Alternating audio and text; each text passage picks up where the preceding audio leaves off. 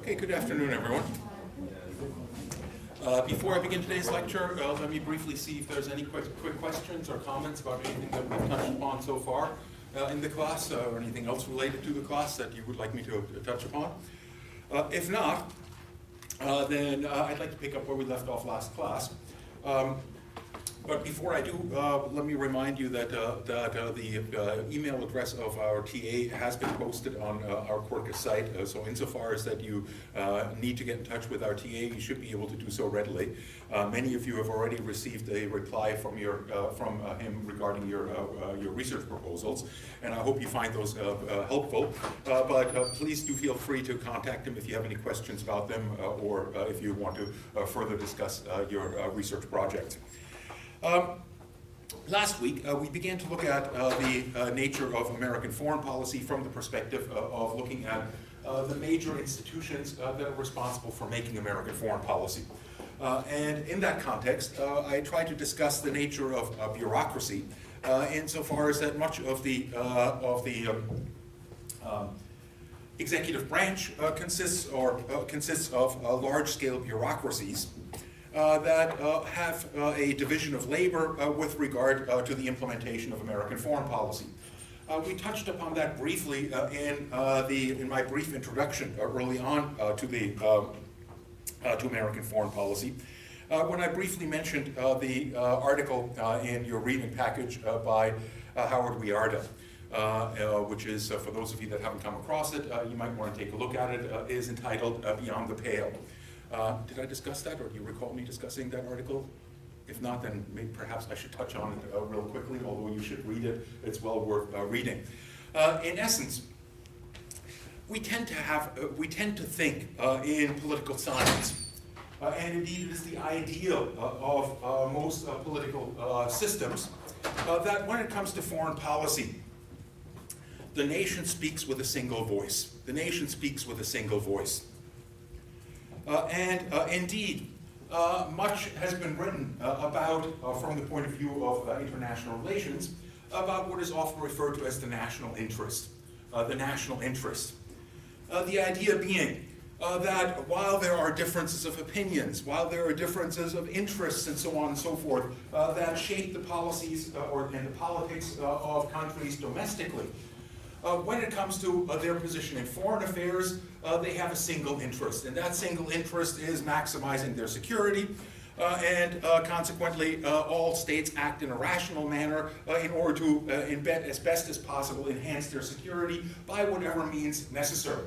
And those means include all sorts of things: enhancing their trade with other countries, having positive relations in terms of cooperation in regard to economics, in regard to military matters, and so on and so forth. A whole slew of different things, but all of those policies have a single unified purpose. And that single unified purpose is to strengthen as greatly as possible the country in question in order to enhance its security. And in that sense, everyone within a political community ought to support the foreign policies of their country, ought to support the national interest which those foreign policies are expected to defend and support. We've come across that in Canada, of course, and not too long ago, when in the divisive debate over pipelines and climate change and so on and so forth, Mr. Trudeau claims to be a champion of climate science and so on and so forth, decided to buy a pipeline that crosses the Rockies. And when asked about this, why would he do such a thing? He said, it's quite simple, it's the national interest.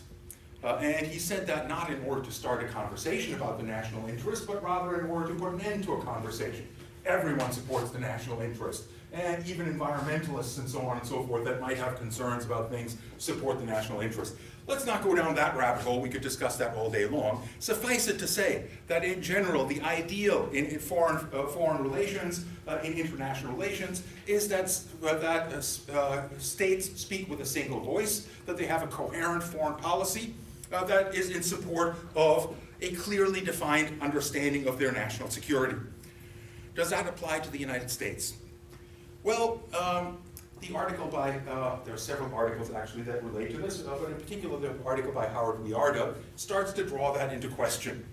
In essence, what Howard Wiarda looks at in that article, which he began as a fairly short, quick project where he was asked to contribute a chapter, I believe, to a volume on American foreign policy, and he was asked to contribute a chapter on American foreign policy toward Mexico, which he figured he could rip off in a couple of weeks. And then as he started writing it, as he started thinking about it and investigating it, found that it was much more complicated than he thought it was. And after several years, as he describes in the article itself, he basically came to the conclusion that it was a foolish errand, that there was no single coherent policy toward Mexico. In fact, he argues that there are at least 64 different foreign policies toward Mexico, one for each agency of the American government that is active in the relationship between Mexico and the United States. And the relationship between Mexico and the United States is not typical of international relations, but it's not altogether atypical either. It is perhaps, with the possible exception of the relationship between Canada and the United States, one of the best examples of what Joseph Nye calls complex interdependencies. Complex interdependencies.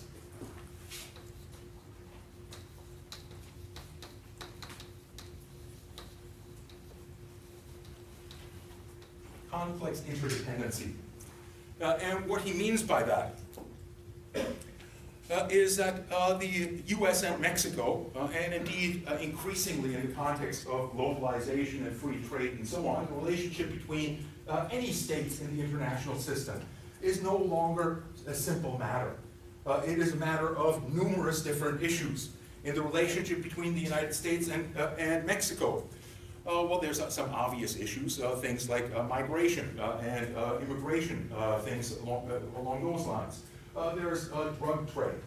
There is economic interactions. The United States sells a great amount of goods within the Mexican market, and Mexico likewise sells a considerable amount of its produce and so on and so forth in the American market. So there's economic issues, there's tourism issues, there's the law enforcement issues, there's banking regulations issues, and so on and so forth. And each of these various issues has specific bureaucracies within the executive branch that deal with these issues. And as I discussed last class, these various bureaucracies, while they are all part of a giant bureaucracy called the American government and the executive branch of the American government, nonetheless have their own interests. And to a considerable extent, while they are generally understood to cooperate with each other, in many ways are in competition with each other.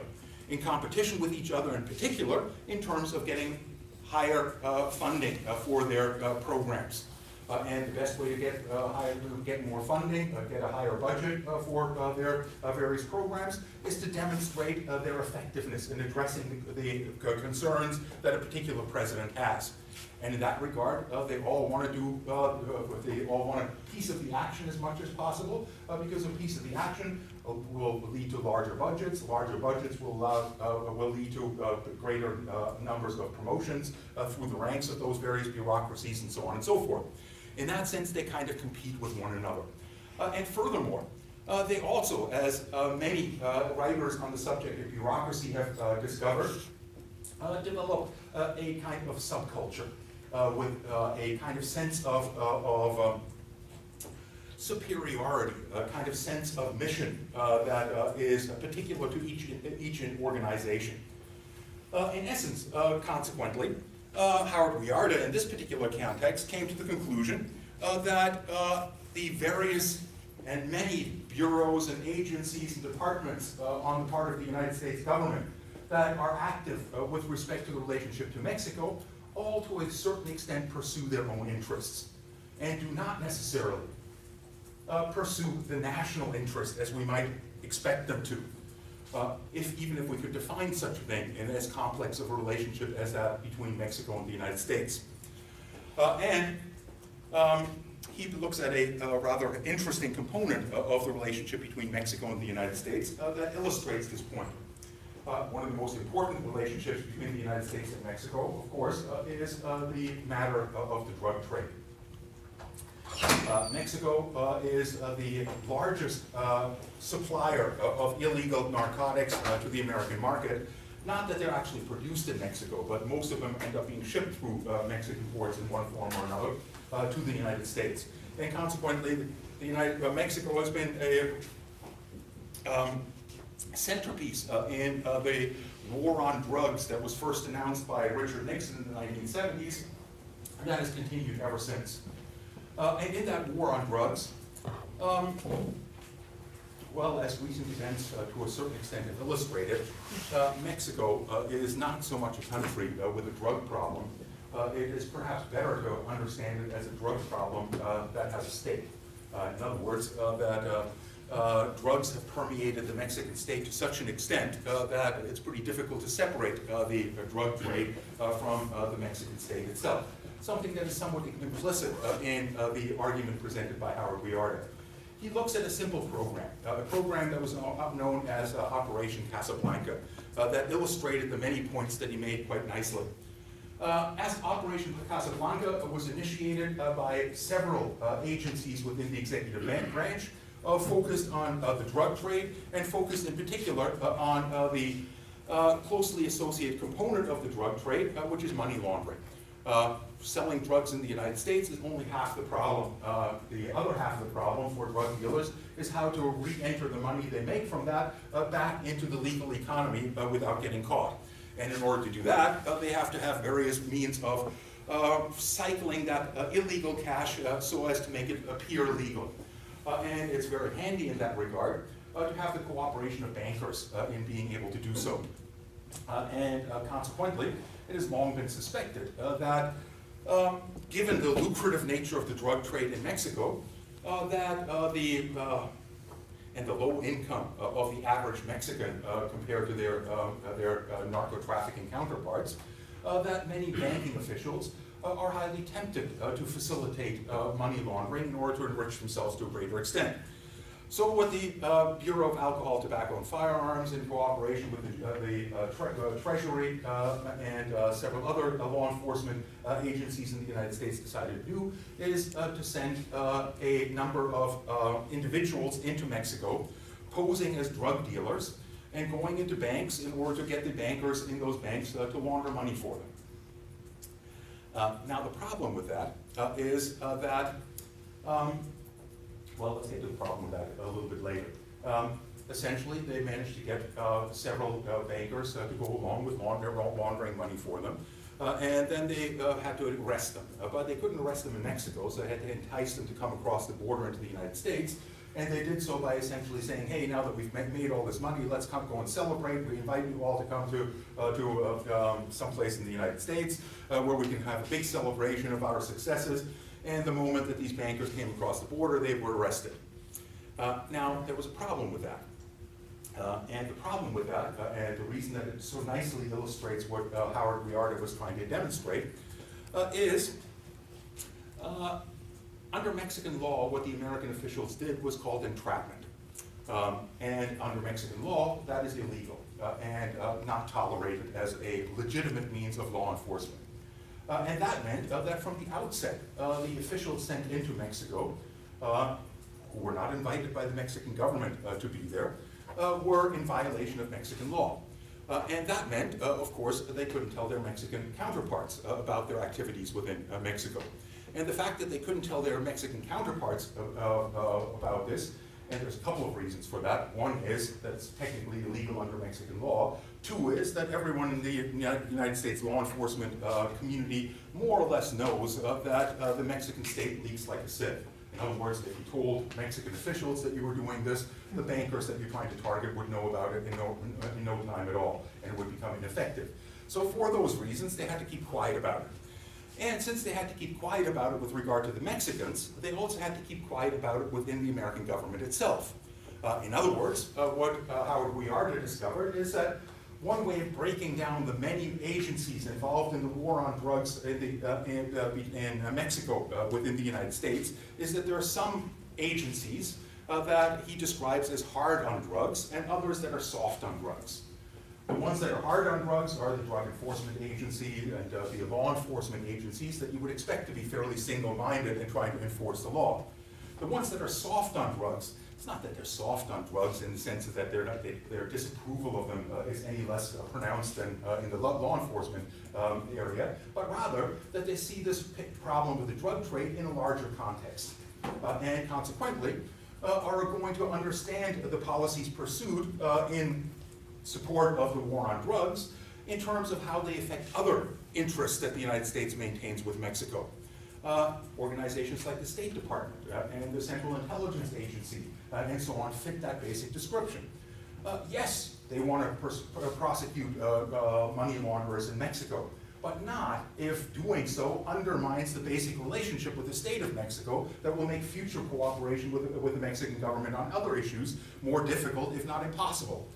Consequently, had the State Department or the intelligence agencies been informed of what these other agencies were up to, they would have immediately insisted that this was illegal, that this was wrong, that they couldn't do it, and would have at the very least insisted that the Mexican government had to be informed of it.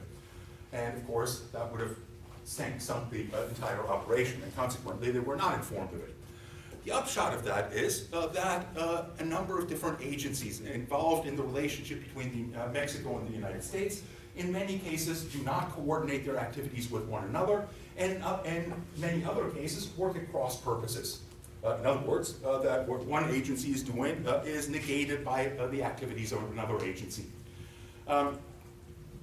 Now, in the context of Mexico, and certainly given the current state in Mexico, there is an average of 100 murders per day in Mexico, which essentially has caused a number of international organizations to argue that this is in excess of the death rates in many civil wars.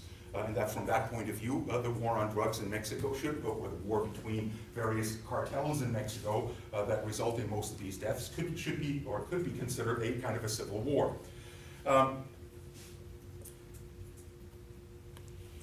The United States, of course, after the most recent brutality involving the drug trade in Mexico, the Trump administration immediately offered to wage war on the cartels and is waiting for an invitation from the United States to help the Mexican government in doing so. And the Mexican president very quickly said, oh, well, that's very kind of you, thank you very much, but no thanks, we're not doing that. in large part because López Obrador, the current and recently elected president of Mexico, was elected largely on the program of ending the war on drugs in order to end the violence within Mexico that has plagued not just the cartels themselves, but large numbers of civilians that managed to find themselves in the crossfire, like those Mormon families that got assassinated a couple of days ago. In that regard, the attitude of the Mexican government has been rather different and has been in keeping with a growing isolation of the United States and Canada in Latin America and the OAS in general with regard to the war on drugs. In the last couple of meetings in the Organization of American States, the war on drugs has come up frequently, repeatedly, and all of the countries in Latin America and Central America, the Caribbean, have a unified opinion on the matter, which is that drugs should be legalized. And not that marijuana should be legalized, but that drugs, period, should be legalized. Why? Because for them, Latin American countries, for the most part, don't have a drug problem. Drug consumption in Latin America is enormous, or very, very low by comparison to North America and Western Europe. They don't have a drug problem, but they suffer enormous problems from the drug trade. The drug trade undermines their political authority in countries like Mexico. The average drug dealer makes 10, 15 times what the average judge or the average police chief makes. And that in turn means that these officials are open to bribery and in many cases have to take bribes in order to make ends meet and so on and so forth, which undermines the authority of the state and corrupts the entire state. And all of that could be eliminated with a stroke of the pen simply by legalizing the market in narcotics and collecting taxes from it and so on and so forth. The United States doesn't see it that way. I don't want to get too much into a discussion of the drug war. Suffice it to say that the point here is that these various bureaucracies do not always work in cooperation with each other. And this is a point that is also made by Edward Luttwak in analyzing the relationship between the United States and China. In the relationship between the United States and China, he argues, the United States has at least two different policies, possibly three, depending on how you distinguish between them. Depending on which agency you're looking at. In essence, he argues that in the relationship to China, this relationship boils down to that there are certain agencies within the American government, the Treasury, the Department of Commerce, and so on and so forth, the Department of Agriculture, that see China as an enormous opportunity, to expand exports to the country, to increase the economic trade relationship with the country, and so on and so forth. And consequently, are inclined to embrace China and try to bring it into a close relationship with the United States, including promoting their status as most favored nation status, and so on and so forth. On the other hand, there's the national security agencies, the Central Intelligence Agency, the Defense Department, and so on and so forth. They view China through a very different lens. They view China through the lens of international security. And from that point of view, see China as the only possible candidate that could challenge and perhaps bypass the US's dominant position in the international system, economically as well as militarily. And consequently, see China fundamentally as a threat, not as an opportunity. And in essence, these two elements within the American system of government have been doing battle with each other for quite some time, with the Defense Department continuing to adopt the policy of containment and possibly preparing for conflict with China, at the same time that the other agencies, up until the arrival of Donald Trump, and then everything kind of got a bit wonky, for the most part promoted a continuing deepening of relations between the United States and China as being in the mutual interest of both.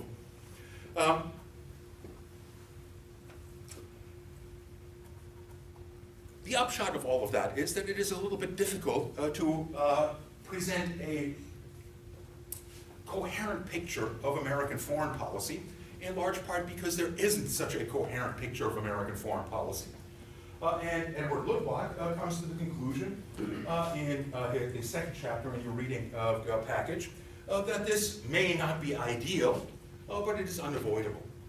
In essence, he argues if we think of this critically, the United States perhaps should have a coherent policy toward China, but what would that coherent policy be? And he argues that there are really only two possibilities as far as that goes. Either the United States unambiguously announces that it views China as a partner, as a trading partner, as a partner in maintaining international security, as essentially a friend with whom to develop deeper ties and so on and so forth. The United States could certainly do that. But what would be the problem with doing that? And why hasn't the United States done that? Well, there's a few problems with that. One of which is that China, whether you like China and China's government or not, is unambiguously an authoritarian system that still has the official ideology of communism that most in the West consider illegitimate and consider to be a threat to their private rights and so on and so forth. So from that point of view, certainly many in the American establishment would view a move toward completely normalizing relations between China and the United States until China reforms its system to open it up to democracy as highly problematic. And for that reason, it's not likely to be adopted. The other reason why that policy is impractical is that the United States has several allies in the region that view China as highly problematic and as a threat to their own security. And if the United States were to unambiguously state, we support China all the way, we consider it a friend, and so on and so forth, states like Taiwan in particular, but South Korea, Japan, and so on and so forth, would start to wonder whether they could trust American security guarantees that are there primarily to guarantee the security of countries like Taiwan and Japan from the only real threat they face, and the only real threat they face is from China. So from that point of view, adopting that policy is largely impossible. Well, the other alternative, he argues, is to unambiguously declare that China is an enemy.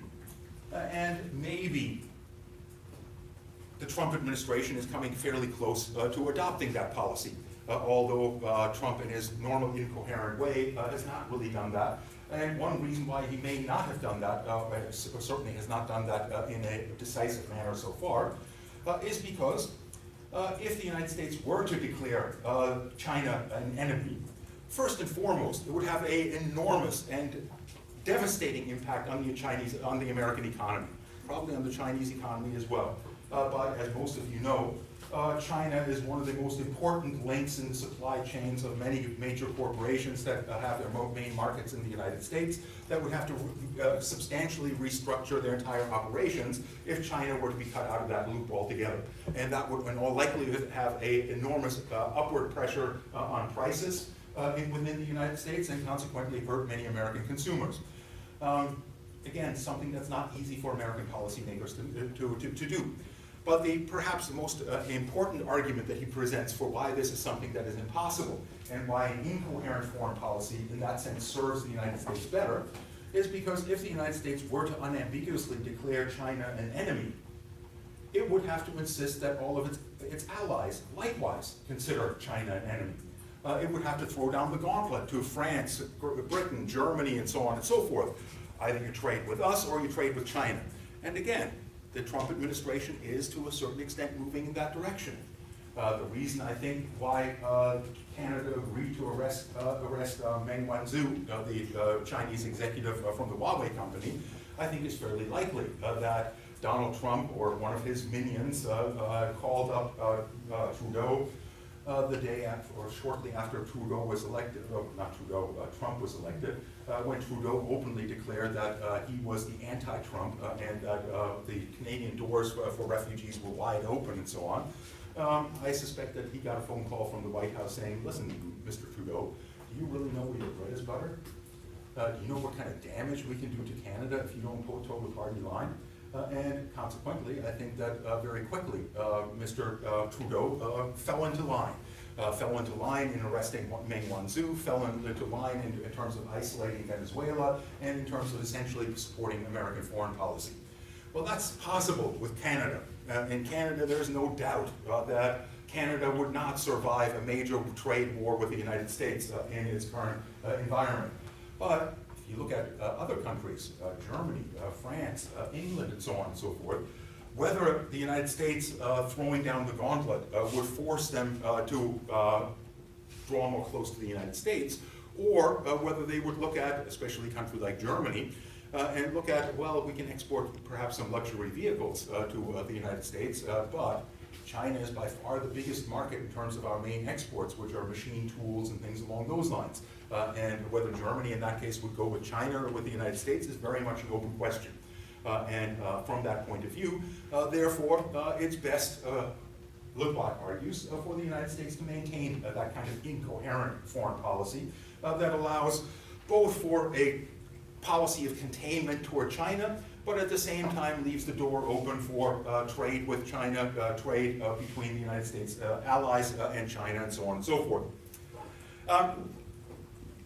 In that regard, again, the main point that I'm trying to make is that the bureaucratic nature of the United States, the decentralized nature of the executive branch that consists of numerous different departments and agencies and bureaus, results in this kind of incoherence.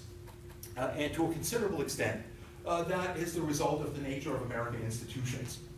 In this regard, while that same dynamic of separate bureaucracies and separate ministries exists in a parliamentary system of government, the nature of the cabinet style of government within parliamentary systems of government essentially makes it much easier for the government to coordinate the activity between various branches or various bureaus and departments and ministries within its government than is the case in the United States, where there is no cabinet-style government policy making, where the president essentially decides himself who he wants to include in discussions, who he wants to exclude from discussions, who he wants to consult with, and so on and so forth, in formulating his foreign policy. And again, that results in a greater extent of incoherence from the perspective of both Wiarda and Luttwak. In this regard, we looked at a couple of the main bureaucracies, and among the most important, of course, were the Defense Department, DoD, and the Military Industrial Complex, or MISI as I call it, Military Industrial Scientific Infrastructure, that are by far the largest bureaucracy within the American system of government, employing well over 3 million individuals, counting only those that are in active service and directly employed by the Department of Defense. But if we expand that to the various companies that provide services to the Defense Department, both in terms of food delivery, in terms of machinery, and so on and so forth, it expands much further than that. The Defense Department, as the largest bureaucracy, also is responsible for what many describing American foreign policy have argued is the militarization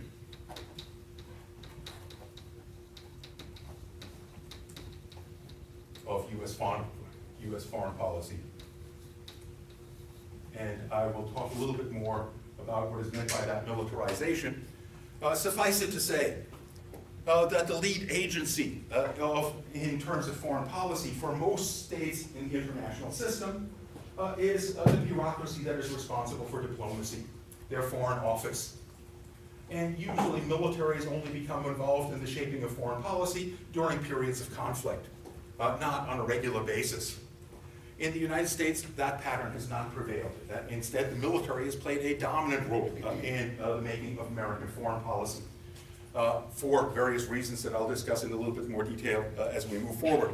That militarization of American foreign policy means that from the perspective of most citizens around the world, the aspect of American foreign policy that they see within their borders are those that are the result of the military of the United States. And although most Americans are only vaguely aware of it, the United States operates a basis in virtually every corner of the globe. In the 2008 assessment produced by the Defense Department, it estimated that it had 800 bases around the world. Now, I say estimated deliberately. Why would the Defense Department have to estimate how many bases it has? Well, it's not because they can't count, although sometimes one wonders.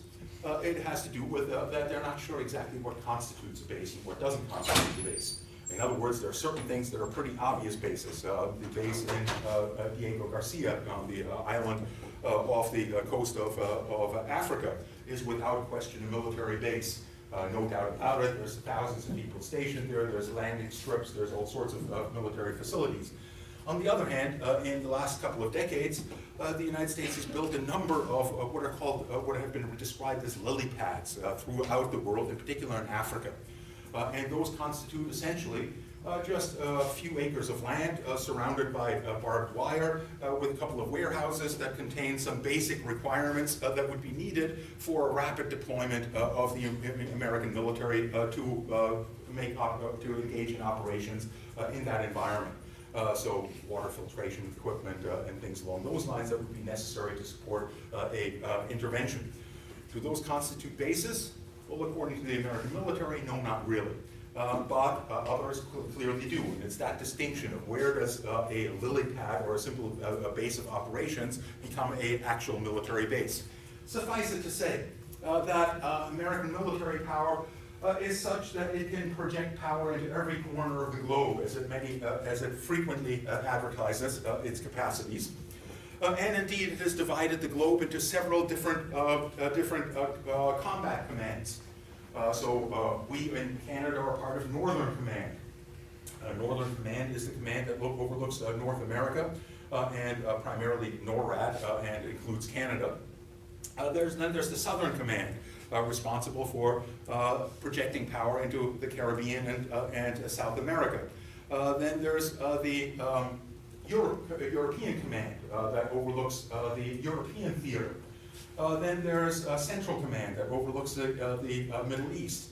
And then there's the Pacific Command that overlooks the Pacific region, including China, Japan, and so on and so forth.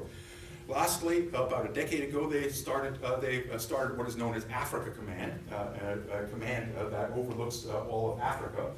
The one peculiarity about that is that they have yet to find a place to base Africa Command that's actually in Africa.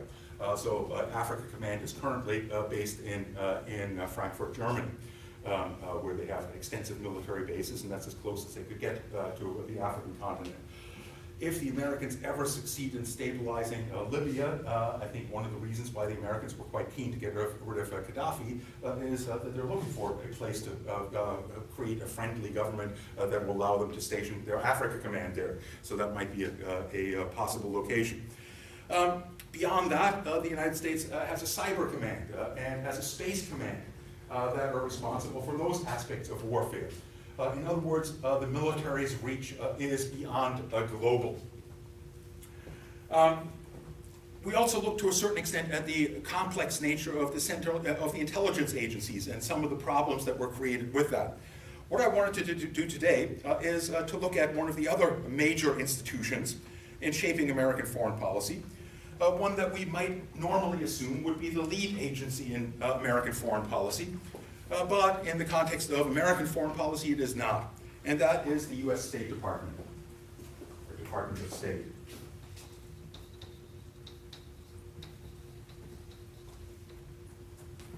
The State Department. Now, you've probably heard a fair amount about the State Department recently, especially if you've been keeping track of the impeachment proceedings against the Trump administration.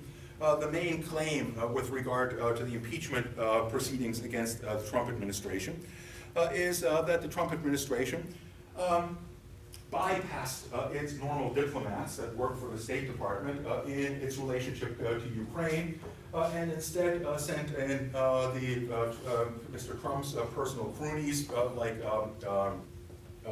Rudolph Giuliani to negotiate a kind of quid pro quo that served his political purposes by getting the Ukrainians to investigate the corruption in Ukraine, focusing in particular on the participation of the Bidens in that corruption, which the Democrats are claiming are a form of inviting foreign intervention in American elections that is clearly unacceptable and consequently rises to the level of high crimes and misdemeanors for which a president can be and should be impeached.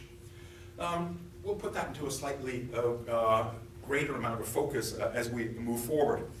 Suffice it to say that implicit in those accusations is the assumption that the State Department should run the foreign policy of the United States toward a country like Ukraine. It should do so in accordance to the rules of the State Department, and it should be free from the interference by the President in terms of trying to organize a parallel foreign policy that suits his political purposes.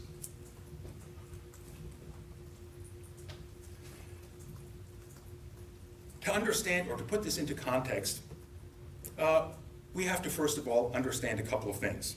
One of which is that the State Department has historically been considered one of the weakest foreign policy establishments in the international system. And the reason for that is relatively straightforward. Throughout the first century and a half of the United States history, the US had no use for diplomats, had no use for diplomacy.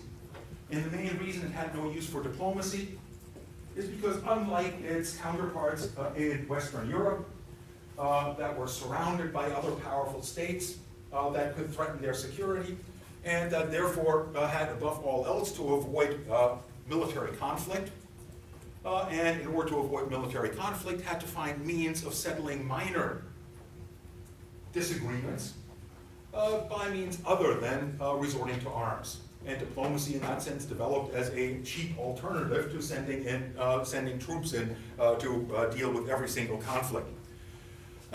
In Western Europe, that was absolutely necessary without essentially having conflict permanently involved in war. In North America, it wasn't, at least not from the point of view of the United States.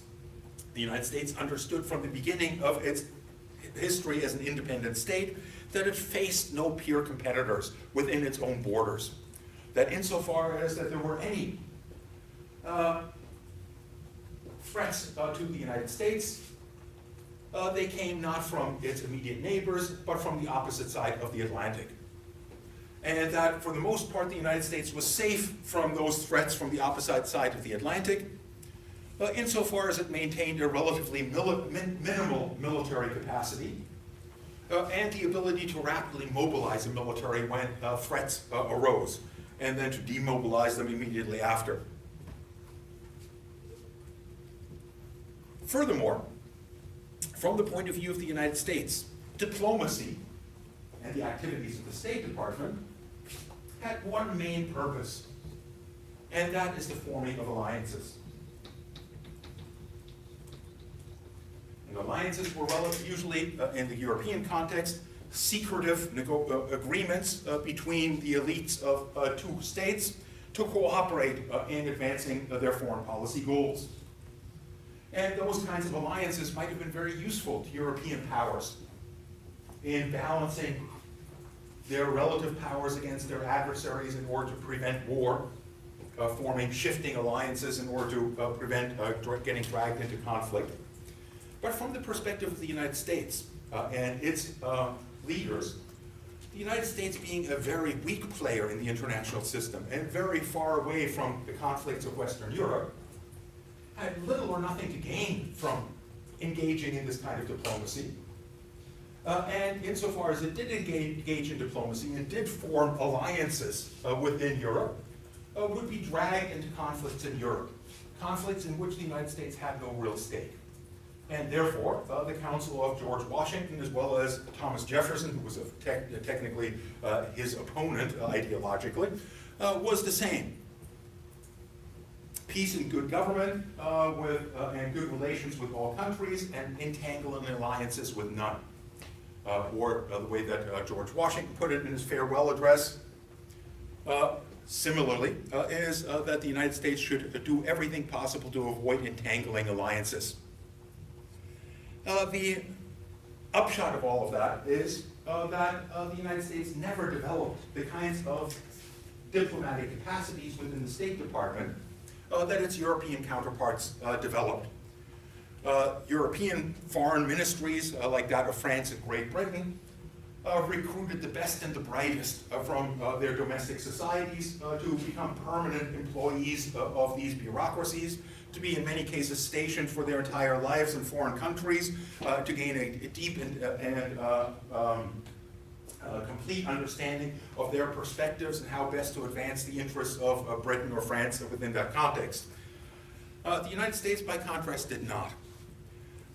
It never did, in part because it distrusted diplomacy outright, for a number of reasons, one of which was the lack of necessity of alliances. The other is that diplomacy is inherently secretive, that foreign ministries within the governments of Western Europe form a kind of a secretive elite that is difficult to hold accountable to democratic processes. And consequently, the argument was that not only will such diplomacy drag us into conflicts in which we have no interest, but the diplomats responsible for doing so will undermine American democracy, will pull the United States into international conflicts. Insofar as they get involved in international conflicts, the executive branch will be strengthened at the expense of Congress, thus undermining the balance between those two branches. And the federal government will be strengthened at the expenses of the states, further undermining another aspect of the checks and balances within the United States. The United States, therefore, self-consciously avoided forming a professional diplomatic staff. And diplomats sent by the United States to foreign countries invariably were means by which a political candidate rewarded those that supported his candidacy, financially or otherwise. A very good example of that currently is Ambassador Sondland, who was appointed by Donald Trump to be the U.S. representative to the European Union. Anyone know what his background was prior to that? Somewhat like Trump, he owns a whole bunch of very expensive hotels, mostly on the West Coast.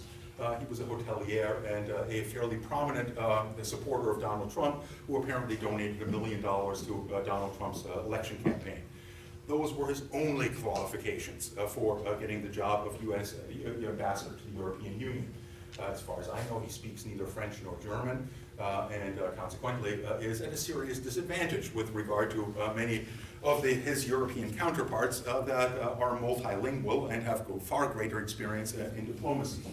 But that appointment by Donald Trump is by no means atypical. Donald Trump in that regard might be a bad example because he seems so bad, but that appointment was very much in keeping with the appointments of previous ambassadors around the world, whose only qualification for the job was their support for the president. Patronage appointments, obviously, are not going to be as effective in advancing American interests in foreign territory as more qualified individuals that have a familiarity with the country in question, that speak a local language, and so on and so forth. The State Department, however, did not start to have that. In fact, was deliberately prevented from developing those kinds of capacities, which only changed as the United States became a more powerful state.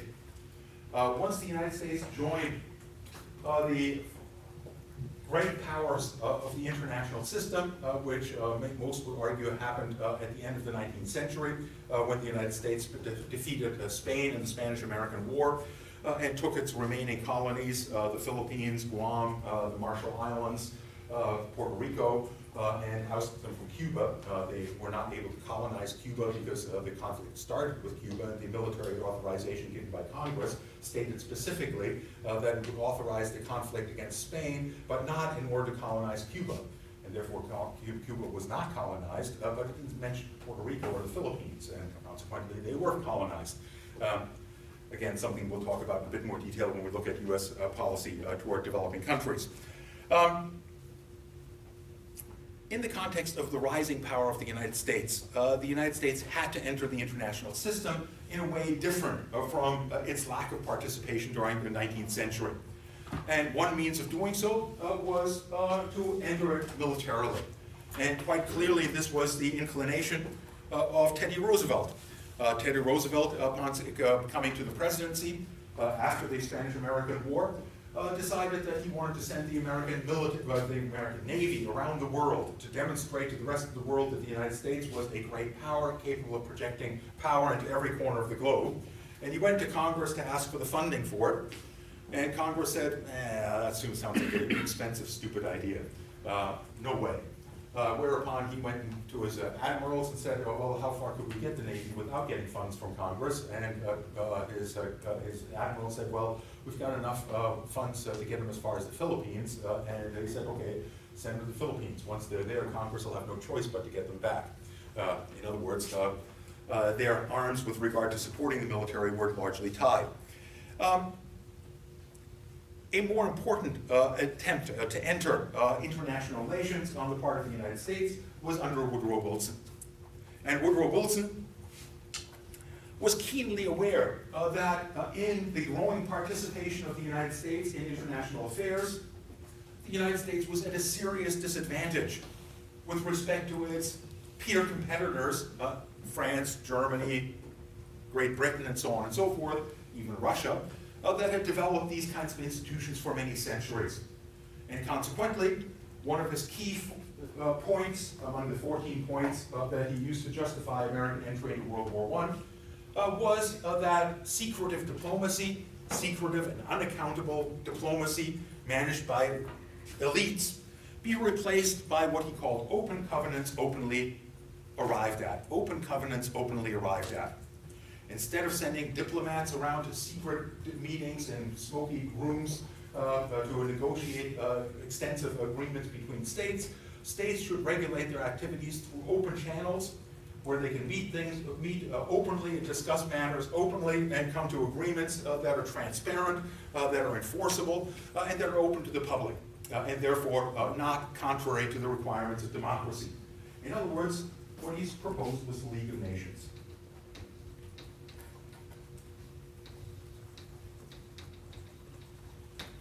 The League of Nations.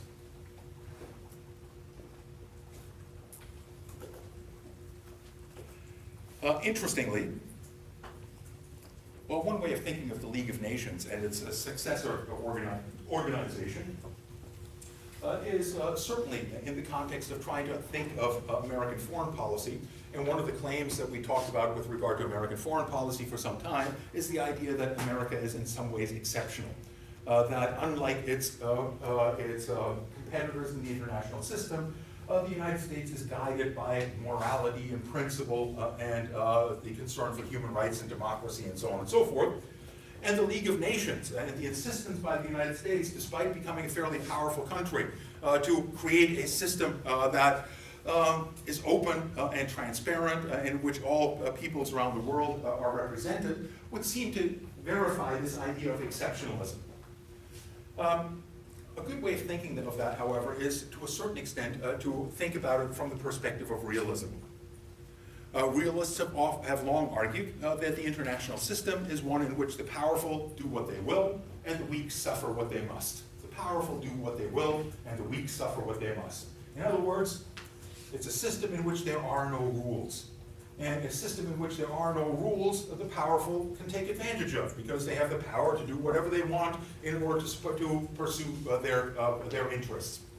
The weak, consequently, have nothing to defend them in terms of rules to bind the powerful, and therefore have to suffer what they must.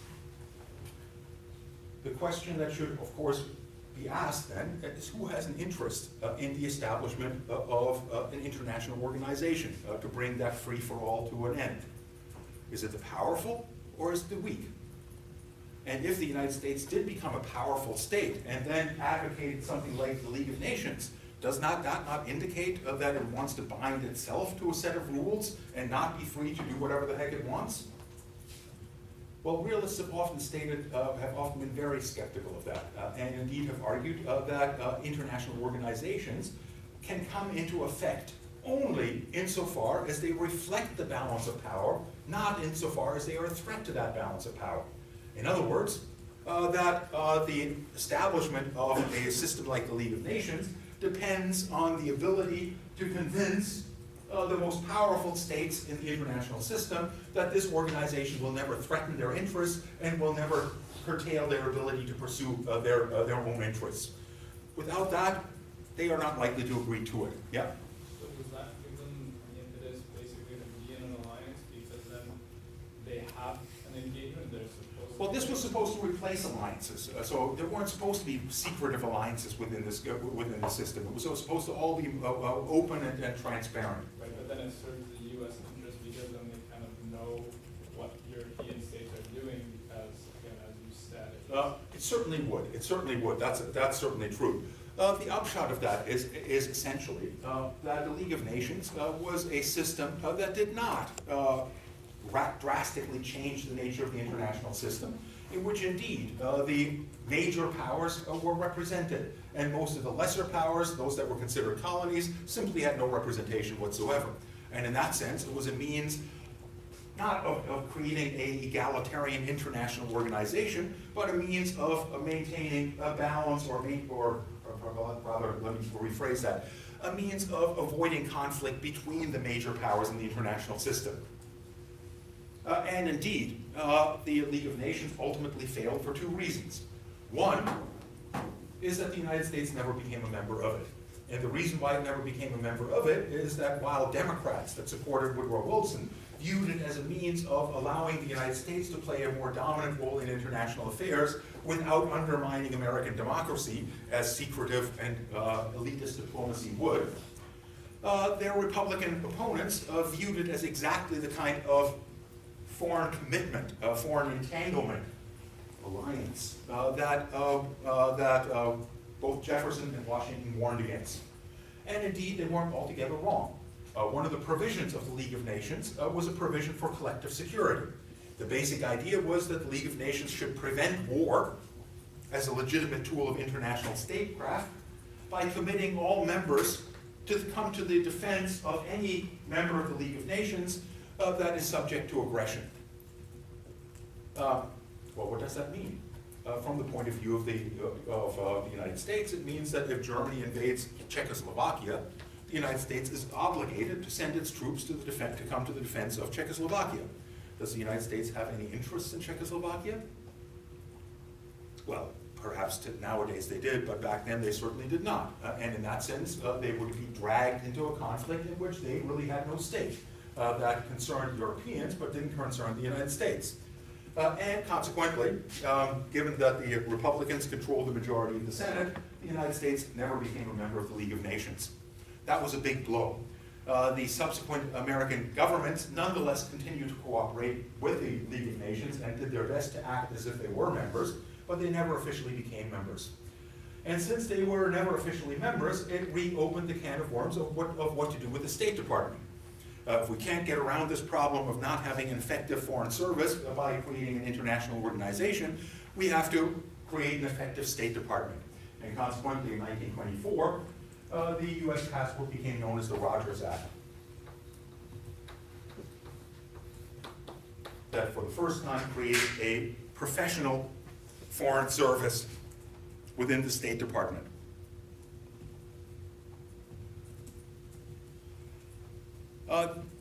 The State Department has since that time, and generally has always been understood to be the lead agency in the making of American foreign policy. However, that claim is highly misleading. The State Department is the lead agency. It has been the lead agency in American foreign policy since the Rogers Act. In particular, in those areas of American foreign policy that are relatively routine and that are relatively stable. So in relationship to its European partners, the Secretary of State certainly is the lead figure in making American foreign policy. However, the overall pattern in American foreign policy has been toward the weakening of the State Department.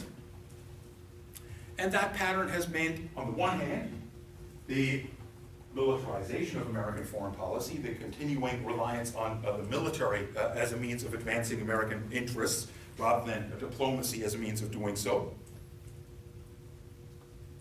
the use of intelligence agencies for that same purpose, a matter that I'll discuss in a few seconds.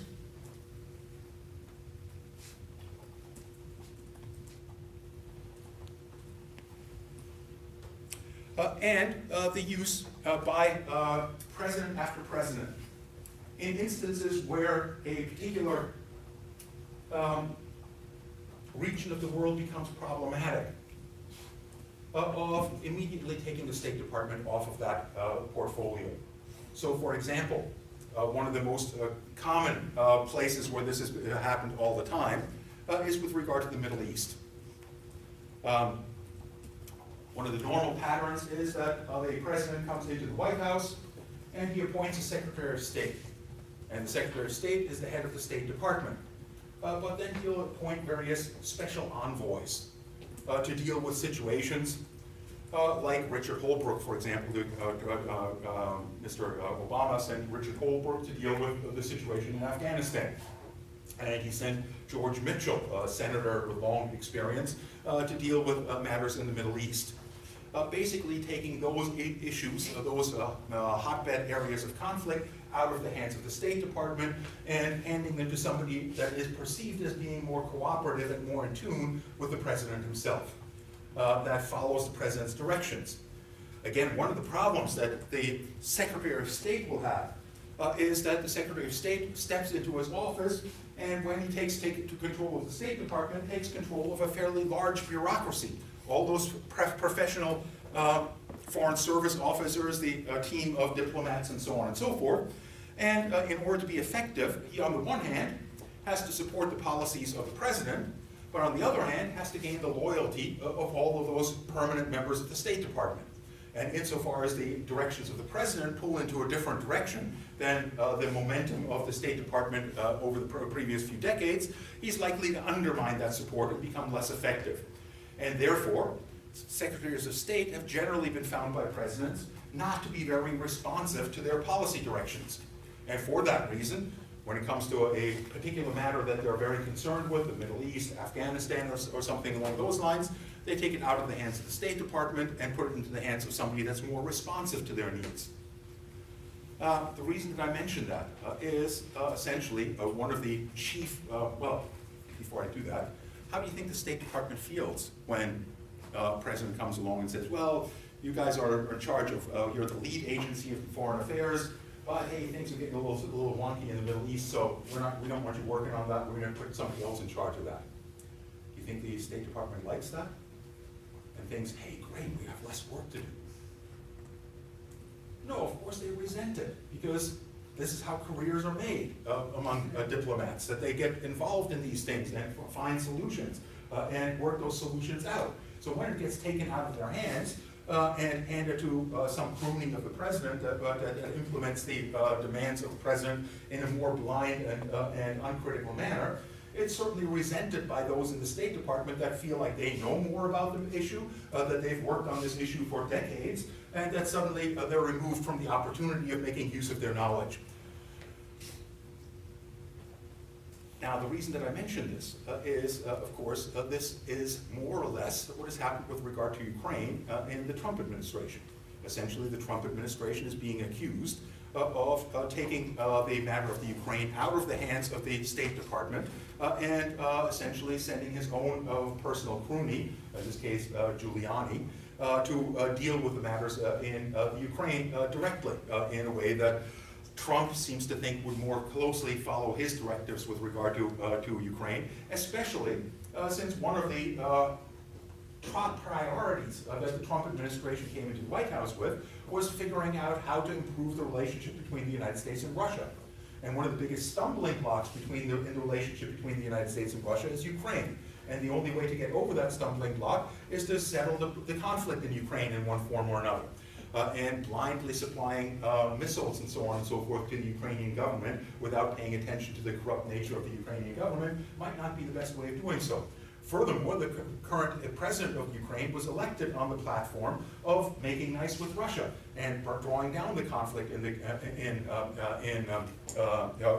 with Russia in the Donbass and finding some kind of solution over Crimea. It's in that context that certainly the State Department just as it would in all other instances where it's taken off the job, will resent not being involved in those policy aspects. But unlike in previous instances when this has happened all the time, they've not had the opportunity to bring down the president that cut them out of the loop on this issue. And in that regard, many of those that have come out to denounce Donald Trump are those State Department professionals, like Ambassador Taylor, who was, I think, giving testimony today, and who is arguing, and he probably is right, that the Trump administration did negotiate a kind of a quid pro quo, that the aid to Ukraine in the form of these anti-tank missiles would be withheld unless the administration in Ukraine came forward with an investigation of corruption. Now, the Democrats are very hard at work saying that they were specific about corruption linked to Burisma and to the Bidens. The supporters of Trump were saying, well, they're looking at corruption within the Ukraine altogether, and certainly what Burisma was up to seems to be an example of that. And Biden's involvement in it seems likewise to be, from that point of view, apparently corrupt. Joe Biden's son got a job from Burisma the Burisma State Gas Company, and was rewarded for his consulting on the board of directors for the company at a rate of $80,000 per month, despite the fact that he had absolutely no background in gas or in industry or anything of the sort. And it seemed fairly evident that his only qualification for the job was that he was the son of the vice president. The sitting vice president that would likely be able to get the Obama administration to be more favorable to the Ukraine than it otherwise would be. Now, what Hunter Biden did was technically not against the law, so there's nothing corrupt about that. What Donald Trump did kind of smells pretty funny. But I would say that the arrangement between the Bidens and the Ukrainians also smells pretty funny. In any event, I think that to a certain extent, the impeachment proceedings against Donald Trump have taken on this form of a kind of a bureaucratic warfare on the part primarily of the State Department against the current sitting presidency. Now, in describing that overall nature of the State Department and its role in foreign policy, the general consensus is that the State Department has been losing ground for decades in terms of its ability to manage American foreign policy. One reason for that is the increase in American power. Another reason for that is that the State Department was an important tool in earlier phases of American history in providing information in providing intelligence to the president with regard to events in foreign territory. That function's largely been lost. With electronic communications, the need for the State Department to put together reports on various countries has largely been eliminated. Instead, as I pointed out, U.S. foreign policy is increasingly militarized, with a greater use of the military and a greater use of paramilitary capacities. And in that regard, let me very quickly point to one of the reasons why last class I described the intelligence agencies of the United States as some of the most sophisticated intelligence agencies on the planet, capable of gathering more intelligence than any other of their counterparts around the world, but nonetheless a set of agencies that were almost entirely incompetent when it came to providing useful information to decision makers. In that regard, as I pointed out, they missed most of the major developments in the world since their inception at the end of World War II. They failed to predict the Chinese Revolution. They failed to predict the fall of the Shah of Iran. They failed to predict the Cuban Revolution. They failed to predict the Nicaraguan Revolution. They failed to predict the collapse of the Soviet Union, even a couple of months beforehand. All these kinds of things that intelligence agencies presumably should have their hand on the pulse on. So if they are so totally incompetent, and the reasons, of course, for that lack of competence does not rest with individual intelligence members or with individual intelligence services, but rather results from the multiplicity of intelligence agencies that allow policymakers essentially to choose among the intelligence reports that they find conducive to their own ends, irregardless of their accuracy. So that if there's 3 different or 4 different intelligence reports on weapons of mass destruction in Iraq, and 3 of them say there's absolutely no evidence of weapons of mass destruction, and one of them says, well, there could be. Well, if you want to make a war with Iraq, you focus on the one that says, yes, there could be, and not on the 3 that say there definitely aren't. In that sense, it allows them to cherry pick. Now, if the intelligence agencies of the United States are so incompetent, or in any event have had so little success in shaping American foreign policy, and have allowed American presidents to walk into the disasters of Vietnam, of Iraq, of Afghanistan, and so on, then why does the CIA still have such a good reputation? Well, the reason I would suggest why the CIA still has such a good reputation, or such a prominent reputation, has little to do with their intelligence, and a great deal to do with their paramilitary capacities. In other words, against the advice of many of the intelligence officers that formed the CIA to begin with in 1947, the National Security Act of 1947 that created the CIA created it as an institution that had several components to it. Most of it dealt with the gathering and processing of intelligence, the cultivation of intelligence assets around the world, and so on and so forth. But then there was a bureau within it called the Bureau of Operations. Bureau of Operations. It has since then been renamed as the National Clandestine Service. And is described by many as sort of the third rail of American foreign policy. The third rail of American foreign policy. The first rail is the State Department. When things are routine, the State Department largely manages the foreign affairs between the United States and various of its counterparts abroad. The second rail, and again one that's pretty obvious, is the military. When things break down, the Americans call in the military to settle matters in accordance to their interests.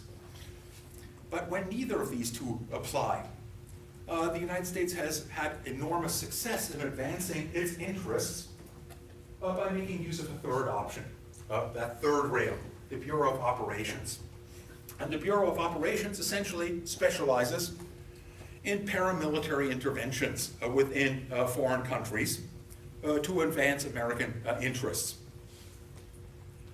The best way to explain that is perhaps to give you a brief example. In 1953, Iran had emerged from the Second World War with a democratically elected government for the first time. The monarchy that ruled Persia previously was eliminated in favor of a parliamentary system of government. And that parliamentary system of government elected the first elected president, a fellow by the name of Mossadegh, who was essentially a reformist modernizer, who wanted to bring the country of Iran into the 20th century by allowing it to undergo a modernization process to bring about industrialization within Iran. And the key to being able to achieve those social goals on the part of Mossadegh was that he gained a greater access to the oil revenues generated by the oil industry within Iran, which was run by Great Britain through the Anglo-Iranian Oil Company. And consequently, he went to Britain and he said, listen, the Venezuelan government recently negotiated an agreement with its foreign oil companies that split the revenues from the oil industry 50-50 between the state and the oil companies. We want the same deal. Whereupon the British officials said, not a chance, forget it. And having been rejected in that request, Mossadegh then said, okay, if you're not willing to negotiate this, then we'll simply nationalize the oil companies. And consequently, he nationalized the oil assets of Iran. The British at the time were not in a position to do much about it. They just lost their Indian colony a couple of years earlier. They were still recovering from World War II, and consequently they went to their American counterparts and said, listen, something has to be done about this guy. And the United States sent a fellow by the name of Kermit Roosevelt, an officer of the CIA, to Iran. And the story is essentially that he was sent there with a suitcase containing $2 million. And he used the $2 million essentially to hire various thugs on the street to pose as communists and to attack mosques and government installations in order to create the impression that there was a communist threat in Iran. And to furthermore create the impression that Mossadegh was not dealing with this communist threat. And the reason that he wasn't dealing with this communist threat was because he was himself a communist. There was no evidence whatsoever that he had any connection to the Communist Party or was even favorably inclined toward communism. But suffice it to say, essentially, in the process, Kermit Roosevelt created a crisis within Iran, a crisis that ultimately allowed the Americans to encourage the military to step in, to overthrow Mossadegh's elected government, and to institute the monarchy, the Shah of Iran. And the Shah of Iran consequently was brought back into Iran in 1954, and he ruled Iran with an iron fist from then until 1979, when he was himself overthrown by Ayatollah Khomeini and the forces that he led. During that time, Iran had by far the worst human rights record in the region. The Savak police force that was trained and supplied by the United States maintained extensive secret prisons and so on and so forth. But essentially, what Kermit Roosevelt successfully did is demonstrate that the United States could accomplish with $2 million what previously had been thought would require an invasion, costing probably 100 or 1,000 times as much as a paramilitary intervention of this sort. And consequently, this idea of regime change by these nefarious means became one of the hallmarks of American foreign policy and one of the main means by which the United States advanced its interests in country after country. Fairly shortly after the Iranian example, the same basic thing was repeated in the country of Guatemala. Guatemala had likewise, for the first time, elected a reformist government that modeled himself after Franklin Delano Roosevelt and wanted to redistribute wealth downward in a country that had a very tiny European elite and an enormous underclass of mostly indigenous individuals. And toward that end, wanted essentially to redistribute land, the chief asset.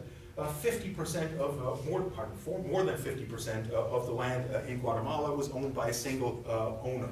And that owner was the United Fruit Company, a U.S. multinational. And they only used about half of the land that they actually controlled. And Mossadegh essentially said, okay, well, the unused land we're going to seize and redistribute to landless peasants, and we're going to compensate you for that land on the basis of the value that you indicated on your tax returns of that land. And United Fruit Company, of course, said, well, that's outrageous. We're being cheated. Because we, of course, didn't put the real value of the land on our tax reforms. Who would ever do such a stupid thing? And in other words, cried foul. And insisted that something had to be done. Now, the United Fruit Company had two unique assets, and those were two members of its board of directors and of its legal team. One was John Foster Dulles, the other was Allen Dulles. John Foster Dulles in 1953 was the Secretary of State under President Eisenhower, and Allen Dulles, his brother, was the head of the CIA. And consequently, they got to work overthrowing the Arbenz government by similar means to the ones that were used in Iran, essentially creating the impression that Arbenz was either a communist himself or soft on domestic communists, and creating an impression that there was impending instability and that threatened a civil war, and forcing Arbenz ultimately to withdraw from Guatemala, which launched Guatemala into a series of civil wars that has lasted well through the next 30 years and killed close to a quarter of its population. In that regard, the United States militarization of foreign policy has also taken the form of this paramilitarization of foreign policy. The Central Intelligence Agency, of course, was not only engaged in these kinds of activities with the Director of Operations. It also, after extensive investigations in the 1970s, was discovered that they had participated extensively in attempts to assassinate foreign leaders around the world, including, most notably, Fidel Castro. Fidel Castro, upon his death, it was estimated had survived 500 assassination attempts, and at least 200 of those were blamed on the CIA. There were, of course, lots of other domestic enemies of Fidel Castro, many of whom were supported by the CIA. Patrice Lumumba, the independence leader of Zaire, was assassinated with assistance from the CIA. The CIA initially screwed it up, but then handed him over to the chief of police in Kinshasa, a fellow by the name of Mobutu Sese Seko, who, after killing Lumumba, then seized the presidency and maintained himself in office from 1960 until he was finally ousted in 1995 by the invasion from Rwanda. The support of sympathetic militaries and the overthrow of unfriendly governments around the world became one of the hallmarks of the Central Intelligence Agency in this regard. I want to conclude my discussion today by returning to the issue of international law and international organization. One of the things that you could be forgiven for thinking in regards to American foreign policy, if you look at the current environment within which the United States is operating, is that the United States has consistently been antagonistic to the emergence of international organization and to the effectiveness of international law. However, I would argue that given our discussion, that this relationship is much more complex. That indeed, while there is certainly plenty of evidence that the current administration does not particularly feel itself constrained by international law, does not view the international organizations like the United Nations as legitimate institutions, and indeed practices a kind of unilateralism that is a throwback to the 19th century. He is by no means the only president that fits that basic description. But an accurate understanding of the relationship between the United States and the international organizations, international law, has to acknowledge first and foremost that neither international law nor international organizations would exist at all if it was not for the intervention of the United States in creating those institutions to begin with. And this was certainly the case in regard to the League of Nations, which the United States itself never joined. But with the return of warfare, and even more brutal warfare in World War II that occurred in World War I, the same forces within the United States that considered the League of Nations to be absolutely necessary to create a new international order came to the same conclusions at the end of the Second World War. That war had to be eliminated as a legitimate means of advancing the interests of states, and that traditional statecraft based on diplomacy and the use of military power had to be replaced again by open covenants openly arrived at. And in this context, of course, the U.S. became crucial in shaping the institution that we now know as the United Nations. And the United Nations Charter is the foundation of all international law within the international system. And international law, above all else, as the United Nations Charter, or the preamble to the UN Charter declares, the purpose of the UN Charter is to end the scourge of war. And consequently, one of the highest crimes in international law is to wage a war of aggression. And a war of aggression is defined as the violation of the sovereignty of a member of the United Nations without the authorizations of the UN Security Council.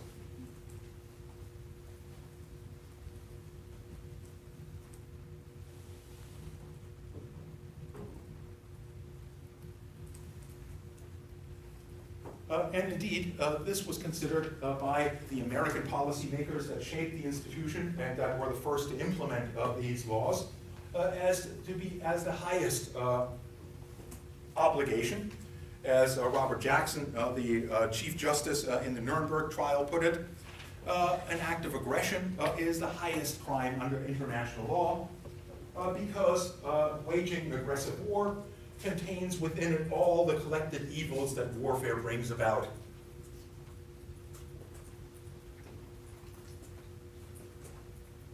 In that regard, the United States became, in 1945 and thereafter, the architect of a new global order centered around the United Nations and the other institutions through which the United States government has sought to maintain a stable international environment that recognized both the need for military and political stability, facilitated through negotiations in the United Nations, but also the background of conflict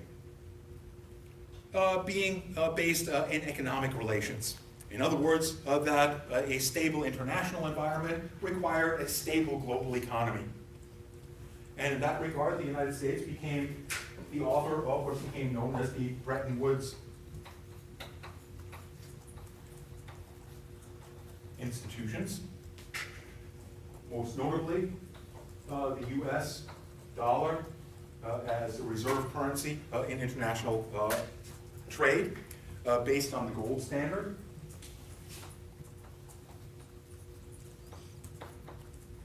Secondly, the General Agreement on Tariffs and Trade, which has since morphed into what's called the World Trade Organization, whose aim is essentially to minimize all obstacles to global trade as a means of bringing about greater complex interdependencies between states, and through those greater global complex interdependencies to lessen the likelihood of conflict between states. Beyond that, the International Monetary Fund and the World Bank. The World Bank as the central institutions for maintaining global stability.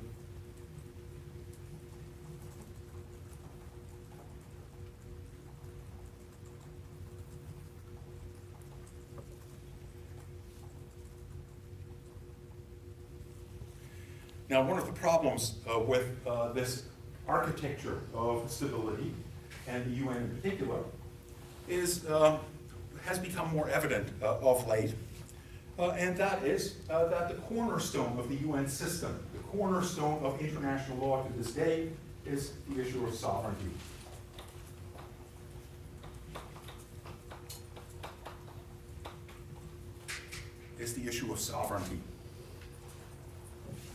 And that is becoming enormously problematic for a number of different reasons. First of all, the UN has grown to realize over the last several decades that the doctrine of maintaining the sovereignty of independent states leaves populations vulnerable to the violence of their own governments.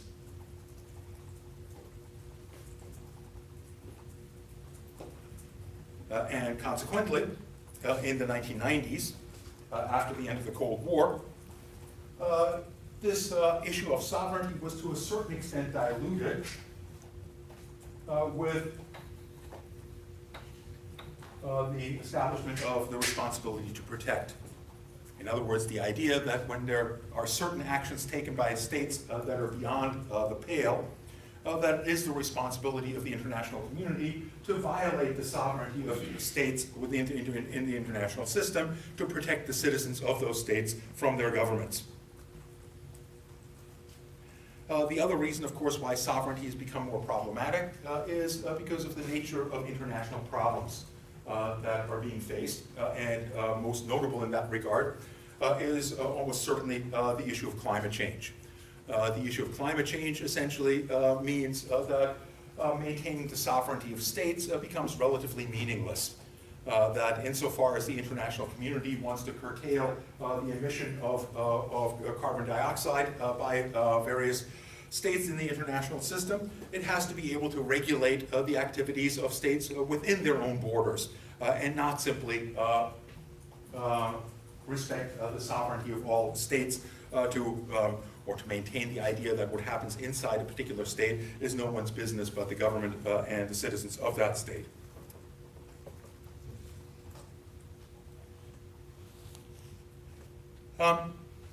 For the most part, the United States supported this system, not simply out of altruism, but to a large extent out of self-interest. The United States in 1945, when these institutions were created, was at the peak of its power, even compared to today, where it is the unipolar dominant power. At the time, it was responsible, in 1945, it was responsible for more than 50% of the manufacturing on the planet, produced more than 50% of the steel on the planet, produced well more than 50% of the oil on the planet, had the dominant reserves of international finance within its borders and so on. It was by far at the peak of its power. And to a large extent, these institutions were created as a means of maintaining the United States in that position. But of course,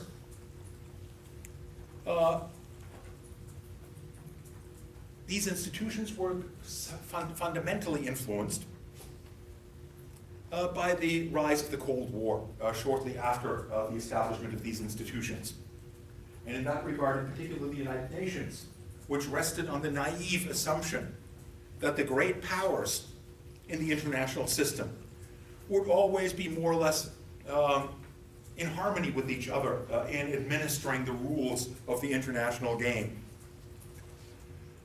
Woke up to the reality that China and Russia would not be on the same page as the United States, Britain, and France, the other permanent members of the Security Council. And in that sense, the UN Security Council became essentially crippled in the context of the Cold War. And furthermore, in the decade after the end of the Second World War, more and more countries in Africa and Asia gained their independence from their colonial rulers, their European colonial rulers, and therefore became members of the United Nations as well in the General Assembly.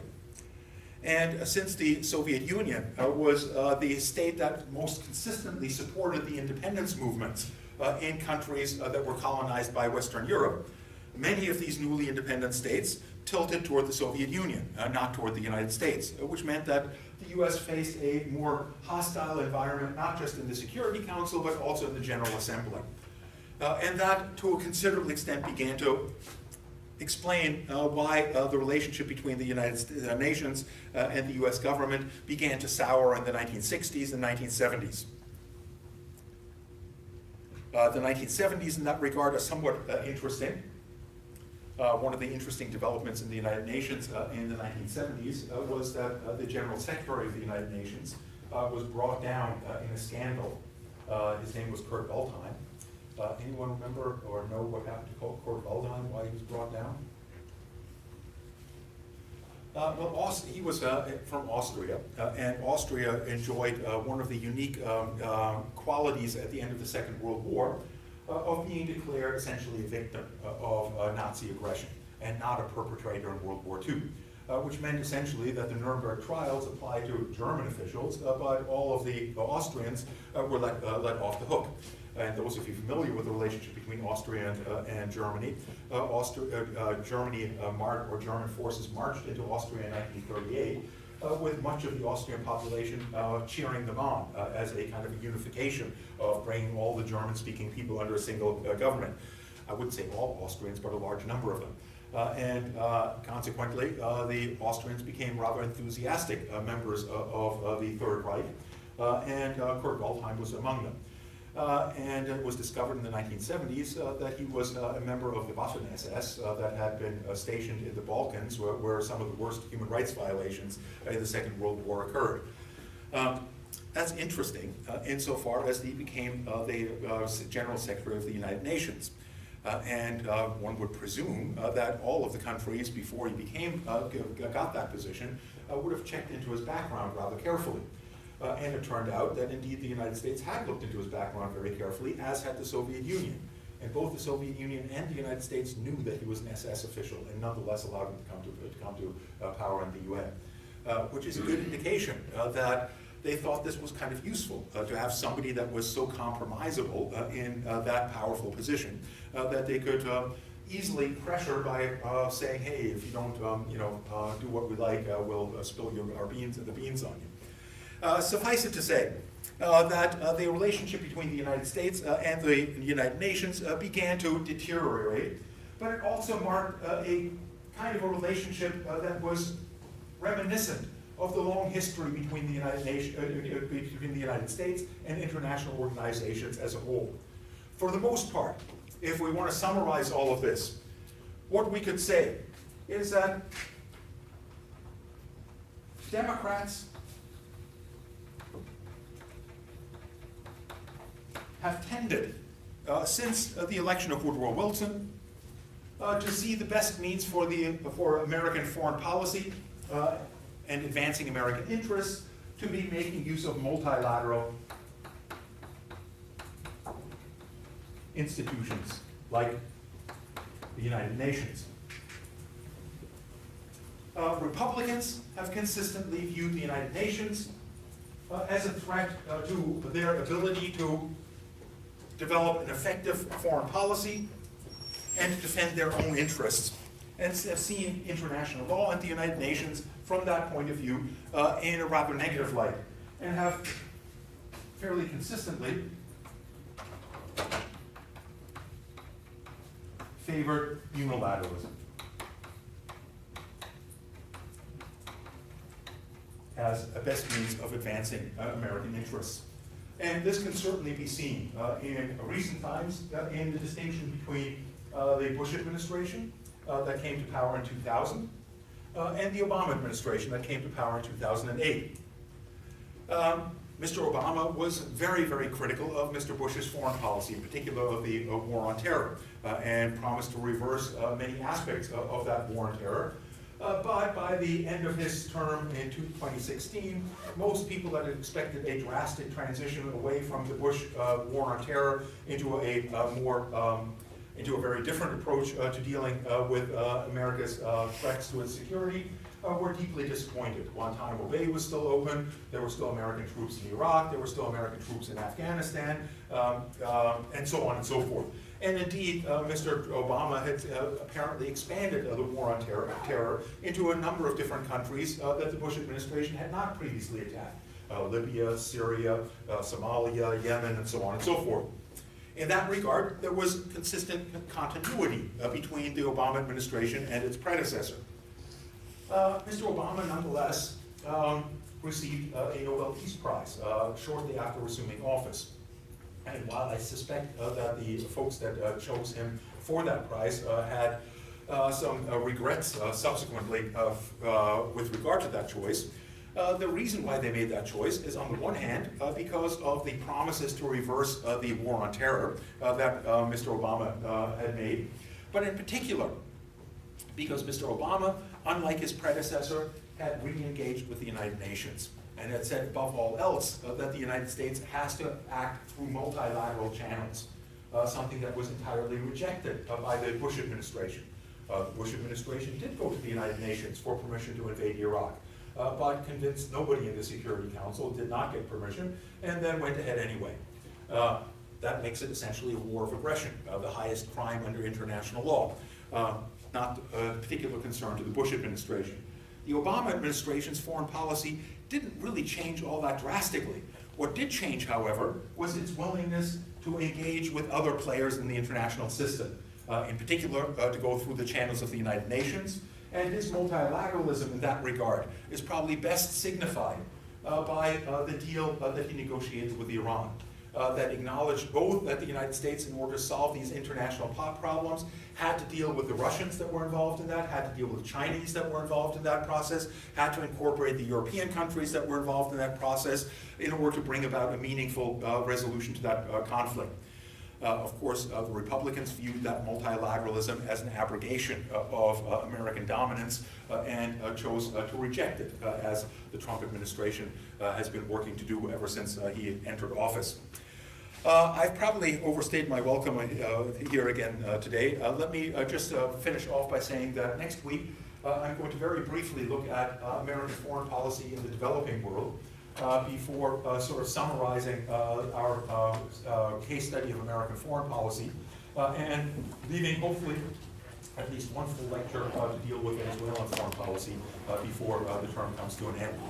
If I should fail to achieve those goals, then I will put together an electronic lecture to make up for anything that we might still have missed. I'm hoping to avoid that and to avoid having to force you to go through all that kind of stuff. So thanks for your attention, and let me briefly see if there's any quick questions or comments. If not, we'll see you all next week.